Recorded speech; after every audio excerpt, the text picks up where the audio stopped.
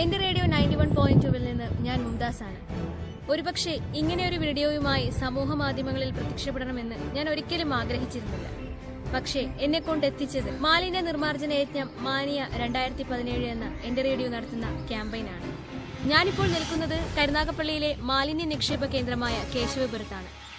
നമ്മുടെ അനാവസ്ഥ മൂലവും നമ്മൾ അധികമായി വന്ന സാംസ്കാരിക വളർച്ചയുടെ നേർചിന്തയാണ് നിങ്ങൾ ഈ കാണുന്നത്. നമ്മൾ തന്നെയാണ് ഇതിന് ഉത്തരവാദി.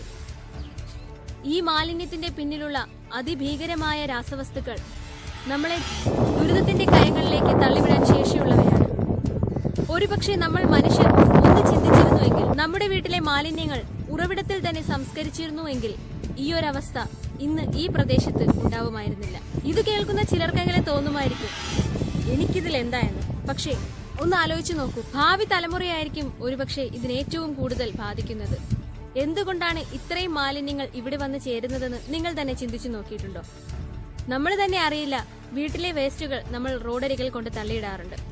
ഈ വേസ്റ്റുകൾ മുനിസിപ്പാലിറ്റിക്കാർ അതല്ലെങ്കിൽ തദ്ദേശ സ്വയംഭരണ സ്ഥാപനക്കാർ എടുത്തുകൊണ്ട് കൊണ്ടുവന്നിടുന്നതും ഈ ഒരു പ്രദേശത്താണ്. ഇനിയൊരു മല അതല്ലെങ്കിൽ ഇനിയൊരു വിളപ്പിൽശാല കൂടി നമ്മുടെ കരുനാഗപ്പള്ളിക്കാർക്ക് സ്വന്തമാകരുത്. അങ്ങനെ ഒരു അനുഭവം ഇനി ഉണ്ടാകാതിരിക്കാനായിട്ട് നമ്മുടെ വീട്ടിലെ മാലിന്യങ്ങൾ നമ്മൾ തന്നെ ഉറവിടത്തിൽ തന്നെ സംസ്കരിക്കുക. ഒരുപക്ഷെ നിങ്ങൾ ചിന്തിച്ചു നോക്കിയിട്ടുണ്ടോ, ഈ പ്രദേശ നിവാസികൾ എത്രത്തോളം ബുദ്ധിമുട്ട് അനുഭവിക്കുന്നുണ്ടെന്ന്? ഈ പാവങ്ങൾക്കും ഒരു മനോഹര ഭൂമിയിൽ ജീവിക്കാൻ അനുവാദമില്ലേ? ഇനിയും താമസിച്ചുകൂടാ. ഉണർന്ന് പ്രവർത്തിക്കൂ.